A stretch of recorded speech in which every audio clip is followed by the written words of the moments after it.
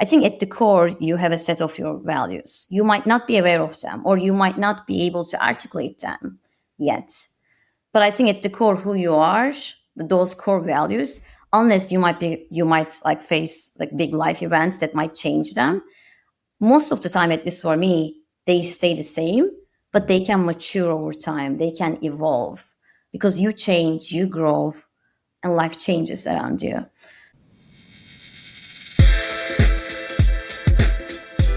Welcome to 99 Humans. My name is Jeff LaCosta, curious coach and Wall Street Journal best-selling author, striving to understand how little things generate big impact. And I'm Nadia Carta, tech executive and lifestyle coach with a mission to transform lives and corporations by kindling hearts to generate a zeal for life. Each week, we investigate stories about the human side of leadership to re-energize your spirit and help you become a stronger leader. Because the reality is that leadership is messy, goofy, challenging, but always human. Thanks for spending time with us today. Let's dive in. All right. Hello, and Hello. welcome to 99 Humans. Today, I'm joined by the incredible Aysun Demircan. Now, our show is all about getting behind resumes, and we got an incredible resume today in Aysun. Aysun, thank you for being here. Let me just list a couple of these bullet points from your resume to ground us. But currently you're in product management at Circle while also mentoring lots of different startups out there. But our paths crossed, and also with Nadia at Google when you were working there. But you have also worked at a who's who of other companies, from Pfizer to McKinsey to Intel and more. Aysun, thank you so much for being on the show. Where does this podcast find you in the world today? Thank you. First of all, thank you so much for having me. Such a pleasure to have this conversation with you today. So I am actually in San Francisco. We just moved from New York to San Francisco. So I am big transition. How long ago did you move? A few days ago. Oh, wow. Really just happened. Okay. Where are you in the city? I used to live in Coal Valley and then in Nopa. It was Western Edition when it was dangerous, and then they rebranded it to Nopa while we lived there. Oh, nice. You're in Pack Heights. Okay, Pack Heights is beautiful. Right by Lafayette Park. Yeah. Random tip. Are you an animal lover by chance? Yeah, I do love animals. So there's this really cool place just over the Golden Gate Bridge called the Marine Mammal Center. And two tips for you, depending on how deep you want to go in this rabbit hole. But it is the single largest marine mammal hospital in the world. So just for a visit, it's incredible to see hundreds and hundreds of sea lions and sea otters and all these different animals, and really see them up close and how people help them rehabilitate when they strand up on the beach. But the deeper tip, if you're at all interested, AJ, my husband, and I, we volunteered there. And it's the coolest volunteering gig I've ever done in my whole life. And I still talk about it. And it's still some of the most interesting story material that I have. You get to feed the animals. And it takes a long time, and it's a really dirty job. But you actually get one-on-one time with a team in the middle of the night with these incredible animals, interacting with them. It's such a cool thing, but it's at least worth a visit, if not worth checking into volunteering. This is amazing. I will actually add both of them to my list to do. First to visit. There you go. That's I love San Francisco. You're going to have such a great time. Thank you. Looking forward. What actually brought you out there? So, multiple reasons. My husband is from Marin. Speaking of Marin, nice. And I'm sure he's aware of that. He must be. His family lives in Marin, so we wanted to be closer to his family. And also my work, most of my team, most of the people I work with, they're also in Bay Area. So we thought this is a good time. We've been thinking about this for a long time, so this is a good time to move. And to be honest, I've been getting tired from New York's winters. So yes. I've been living in New York now, I think 11 years. Okay. In Boston 2 years before that. So 13 years since I left Turkey, that brutal winters, I'm excited not to have quite a winter. Well, you're hinting at a pretty good place for us to start, I think, which is you have lived quite an amazing life geographically, now plus one more city to your list, but also from the string of impressive logos that I mentioned at the beginning, Would you mind just grounding us to start and kind of your journey to get to where you are today a little bit? Sure. Thank you so much for asking. And I will give a high level story. You'll tell me wherever you want to discuss, wherever you might want to go into at a deeper level. Because I am someone who doesn't love talking about herself so much. So you might I'll fly it you out of might you ask. then. Okay. I will give it to a very high level. I am originally from Turkey. I was born in a small city called Erzincan in the northeastern side of Turkey. But I grew up in Istanbul. Like at the age of 5, we moved to Istanbul, triggered by an earthquake that happened in Erzincan at the time, which I think is interesting. Like sometimes things happen and your life might change a lot. I grew up in Istanbul. I studied engineering, and I had, as you mentioned, I had a story that crosscuts very different industries, different places, different geographies. But at the heart of it, I would say following my curiosity and values that led me to making decisions along my journey. I studied engineering. During school, I was very much interested in business, economics, leadership, debate. I was part of debate club. That led me into not continuing the engineering path, but being really drawn to leading, leadership, working with people, how to influence people. That led me into business path. As you mentioned, I worked at Intel, Pfizer, McKinsey. Then I was very fortunate to come to US for my MBA at HBS. During that time, I had an entrepreneurial journey. And then after business school, I worked at Bridgewater, Google, Bridgewater. After that, McKinsey, New York again, Google, which is where we met with you and Nadia. After Google, Protocol Labs, and most recently I mean, Circle. holy shit. Those things, everything you just said is like what people would dream their career would go like, I think. Does that resonate with you? Like, do you look back and go, yeah, I really did tick pretty much all the boxes there? Yeah, thank you so much for saying that. I think every story has its own great moments, and maybe when you are in it, you don't think, oh my God, this is the dream journey, which I don't think it's the dream journey. Everybody has their own unique dream journey, but I will say I think I've been very fortunate to work at some of the greatest places. From my perspective, people might think differently, and meeting some of the greatest people that I could meet and I wouldn't know otherwise. Working, getting to know great people and very different people along my journey. So I definitely find myself lucky, but I wouldn't call my journey as the dream journey to check the boxes. Every journey, I think, has its own unique challenges and as well as joys for. I want to go back to your childhood, I think, in Turkey for a minute, because those are obviously formative years for all of us. Wherever and whatever our childhood looks like impacts what our adulthood looks like also. But you mentioned a couple things that sparked my curiosity. One is being in debate. I was also in debate, so I'm curious what kind of debate you did, because I find that to be a really undervalued field of study. At that age, learning how to argue, in quotes, in an organized fashion on a side that you don't always get to pick.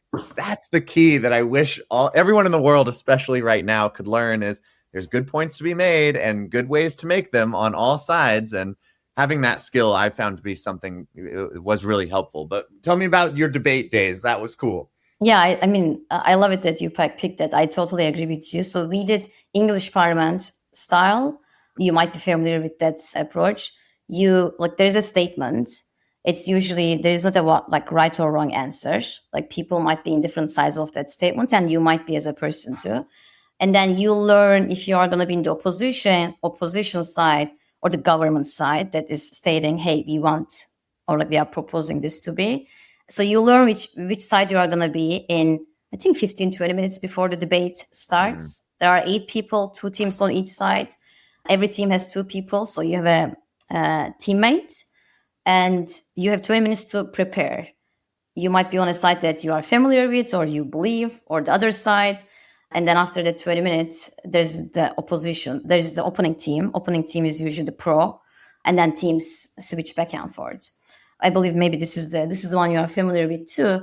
So for me, when I started college in 2004, and I graduated from science high school, it was pretty much scientific, academic. But I always, growing up, I had always for better or worse, because sometimes I think it's good to have few areas that you want to focus on. But I was a child who was just curious about anything, everything. So Yeah. although I studied in science high school, I was very much interested in social sciences, as I Even mentioned. just debate and science don't often always go together. What did your parents do, or did you credit who do you credit for that influence, if anyone?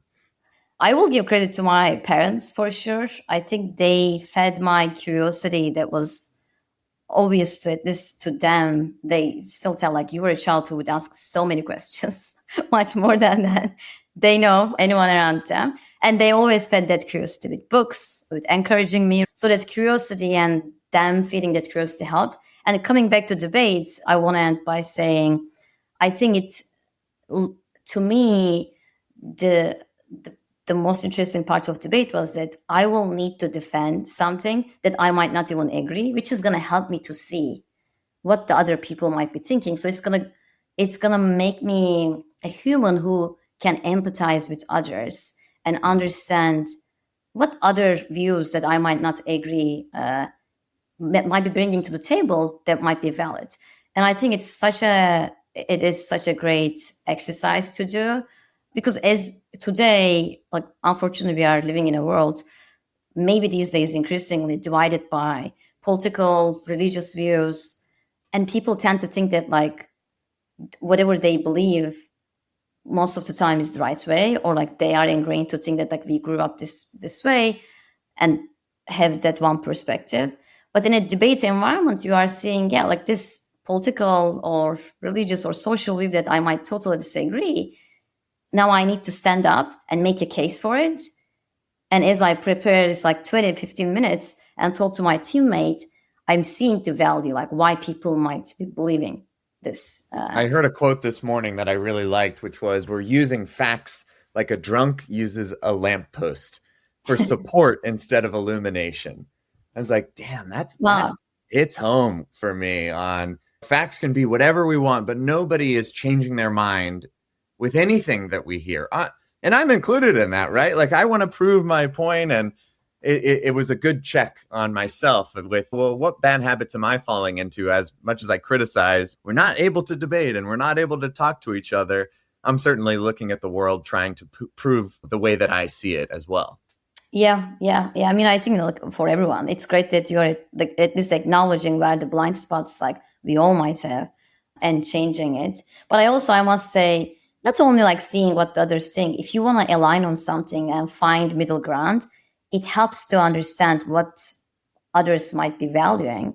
And sometimes like in negotiations, in business deals or deals in any type of deal too, the conclusion actually doesn't have to be someone give away something that they really value. Like you might find a middle ground where like both sides might be winning more than they would think at the beginning of that journey.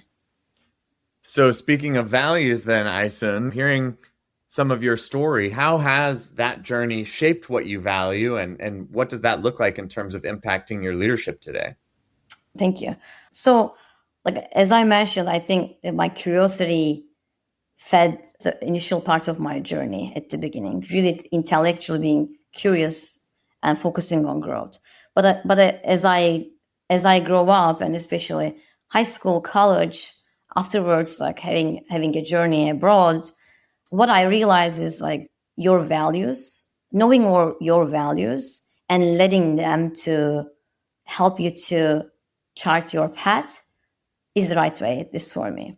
And your values. Before we, real quick, just sorry to interrupt, but before you share what yours are, what you just said is really powerful. Did you always know your values, or how did you even come to realize that? Because if it's the secret weapon, you would think we should all be letting that be our North Star all the time. But of course, it's not that easy. And in fact, it took me a lot of work and a lot of self-awareness to understand, oh, I need to really unpack what mine are.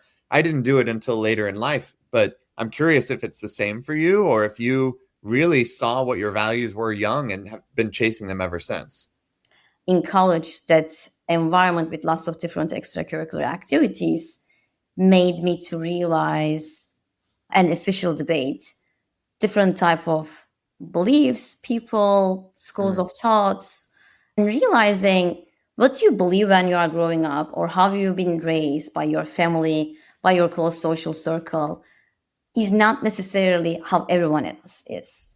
I think especially college was that melting pot for me to see. And then it makes you realize there is not necessarily one right way, like as we were speaking in debate, like what it actually teaches people. But what matters is knowing what is important to you and how you show up. I think at the core, you have a set of your values. You might not be aware of them or you might not be able to articulate them yet. But I think at the core, who you are, those core values, unless you might like face like big life events that might change them. Most of the time, at least for me, they stay the same, but they can mature over time. They can evolve because you change, you grow, and life changes around you. So clearly, curiosity and this craving for constant personal growth is coming through loud and clear. What else have you kind of experienced are at the core of who you are? So for me, I think it's also both culture and how I've been raised by my family, that integrity, honesty, like being true to what you believe to yourself, always showed up in my day-to-day life. And then I think later in college and post after that, I realized, yeah, integrity is such an important value for me. And making sure I show up as who I want to be true to, which should be myself before everyone else. So for me, integrity, curiosity were among them. And then the other one, I would say loyalty. And again, I think this is something to do with my both upbringing and cultural loyalty, which is a interesting value because it can be double-edged sword. And as they all can, I think. But yes, that one seems to be in the news a little bit more right now for some of its negative aspects. Yeah, exactly. But the way that I've been thinking about loyalty, and I realize like later in life, while most people think about loyalty to someone else or a group or to externally motivated something, the way that I think about loyalty is loyalty to your values and loyalty to yourself. So if you think about loyalty before above anything else, I want to be like loyal to my values, which means my loyalty is anchored by my integrity. Then loyalty becomes a powerful tool and value when you are in doubt, like which direction to go. You think about your values and what matters to me, and sometimes your values might be in conflict, some values. And then, yeah, thinking about what really matters at this stage of my life and how I want to make a decision or approach it.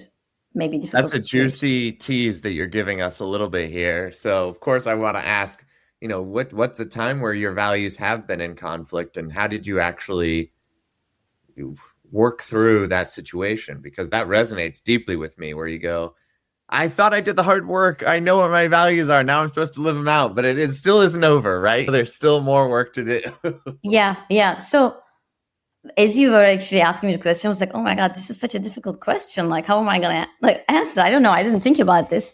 But in the moment, actually, the one that came to my mind immediately was, like I mentioned, curiosity, that intellectual curiosity is a value of mine. But also another value of mine is people, like really finding your people that you want to grow with. You want them to grow. You want to help them, and you want them to be in your team.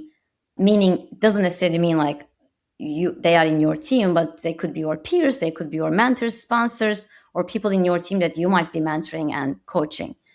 So I guess like a conflicting situation, a good example is definitely then I decide to, in my past, like we were speaking about like all these great places that I was fortunate to work. It was all, I think in all of them, it was a very hard decision to make a decision to leave that place. Like, for example, McKinsey or Google, everywhere, like Bridgewater, Protocol Labs, people, like I was fortunate to work with people that I loved working with and learning from, growing with.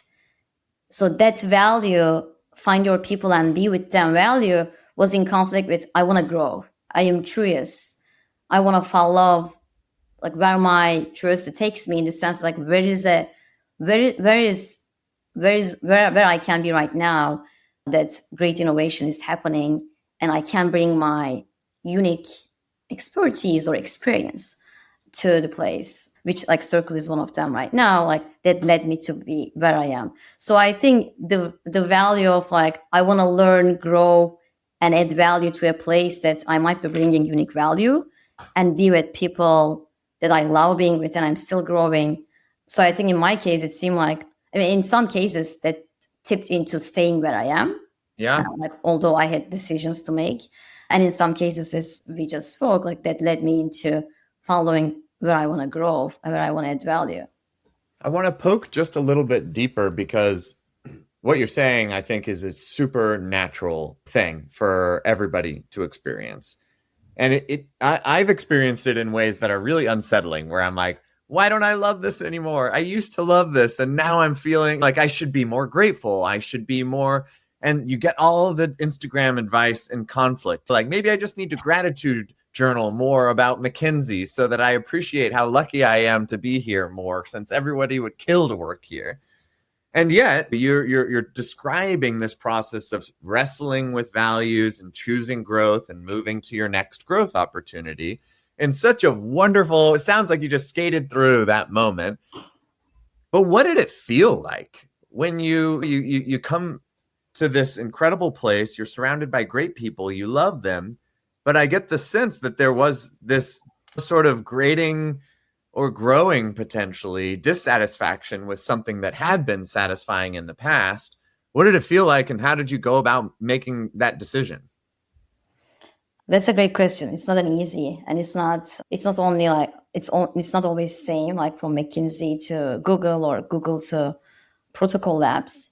I think in general, there's a combination of a little bit of luck and like serendipity. Like sometimes certain opportunities arise and they get much more of your attention than some others, because we all like in our career journeys, like faced with like certain opportunities, making decisions to show up or not to show up, right, for some places.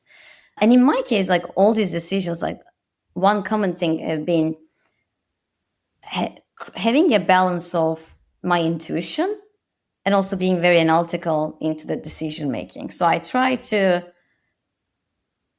I think at the end of the day, in my case, intuition has a really heavy weight in that decision making.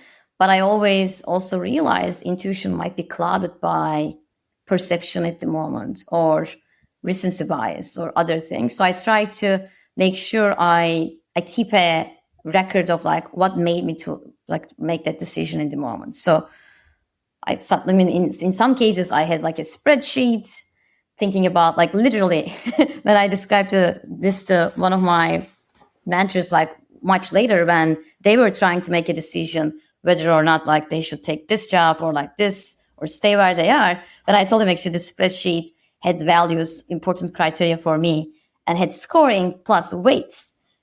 And they were like, wow, like I don't know if I heard anyone doing I love this. it. I love it. So I definitely have a framework around that. And that criteria changes too. Like sometimes you value domain expertise or interesting domain more, like at a stage of your life, more than you might value later in your life, and you might value scope or impact more. Like it can change. So I had an analytical approach, but I also made sure what it tells me is in line with like my guts, how it makes me feel. And that those criteria always included people, values, impact, like that feeds into curiosity. So that is one, like really thinking about my compass of like intuition and analytically, if I think about pros, cons, like how it fits into my value map. And then I talk to people. I talk to people who knew me in the past, who know me maybe recently, but people that I trust their advice. And I tell them, look, I would love to hear your thoughts, knowing everything about me. And don't worry, I'm not gonna, like, don't worry to influence me too much, because I am gonna be talking to many people and I know your view might not be applicable to me in this moment. So I make sure people don't feel the weight of like, oh my God, if I give you an advice or if I share my view, is this gonna impact your decision drastically? Because then people might feel that responsibility maybe too much, right? But if you are one, being open to them, and then secondly talking to a wide variety of people to collect perspective, which I did like in every decision, then it also helps me to see, okay, maybe I am missing something. In case I am missing something or get confirmation of my view, I am talking to people who I value. And hopefully and ideally, you will talk to people who have like very different views, that you can hear different perspectives. And then when I made the decision to leave, like for example, I remember from McKinsey to Google, I remember it was just such a hard moment for me to think about like how I'm going to share this with people, my sponsors, my mentors, people I work the most with. It is definitely not always like easy moment to think about, like, and you always think when I share like how they are going to react, am I going to disappoint them? And the good news is that like if you are with the right people and you have your own reasons that you are explaining to them, like they were always, not only in McKinsey case, in every places that I left, always supportive, always understanding. And I think maybe like for anyone listening and maybe like in a moment that they want to make a decision, they don't know how they are going to communicate to people that maybe they feel responsible to or like loyal to, in the sense that like I'm in your team. Like, remember that people who care about you, they will understand you. And if they don't, maybe that's just a sign that you are making the right decision anyway for your own journey. Thank you for that answer, because it's super comprehensive to hear the intuition, which has got to be part of it. Like we just can't make life dissociated from that huge piece. But the analytical approach, which you've detailed out, and I'm with you, we have thrown out pro-con lists because I don't find them helpful. My husband doesn't find them helpful. We're now purely values list making people because it's way more helpful. I can have pros and cons on everything and it doesn't help me make an answer. But when I center around what pros and cons matter to me, suddenly I learn something new. And the other key piece that I think often goes unsaid, which you hit on, was call it your kitchen cabinet or your personal mentors or whoever these people are, but finding wisdom in the crowd as well and kind of looking for the patterns that emerge from all three of those things together to help influence what your decision is. One thing I just got to ask, okay, you worked at McKinsey. Everybody works at McKinsey or one of these consulting firms. What the heck is going on inside consulting firms that makes them such a launch pad for superstars later on in their career? Yeah, thank you. I appreciate hearing that. I think, I mean, McKinsey, I cannot speak for other consultancy firms, but I'm sure they are similar too. I think it's such a great place to start your career in the sense that it's almost like a crash course into business world. You get to work on very different projects, work with very different companies, different cultures, different groups of clients. And especially early in your career, you are being put in the rooms with C-level executive of these companies, which if you are starting your journey at somewhere else, let's say at Google, right? Like very like low likelihood that out of college, someone is going to sit in a C-level exec room and hearing the recommendations that was fed by their own analysis. So I think in that sense, McKinsey gives you the perspective that you can see early on in your career what matters for a company to be run from the top level and how that world works, and also the agility to learn. Because I remember like every few months, like I would need to learn, like at least at the basis level, a new industry or a company or a situation to then be able to do the analysis like early in your career. Of course, you are by no means being an expert in a few months, right? But when I look at my career, I think one of the things now, like especially after, 17 years, that sounds a lot, that it all adds up and creates that like big synergistic value is that there are lots of similarities, although in different industries. And sometimes industries or companies that are at very different stages of their own life cycle. And working in different industries, learning about different things, gives you a unique perspective that you can actually pick and choose some of the similarities and bring to the table while you might not have like 10 years of experience in that specific functionality or expertise, but you have seen a similar movie playing out somewhere else, that you can bring a perspective. What were the learnings, mistakes, or best practices was done elsewhere? So I think from like when you think about these skill sets, gaining is like early in your career. Imagine like just working at McKinsey like few years after college.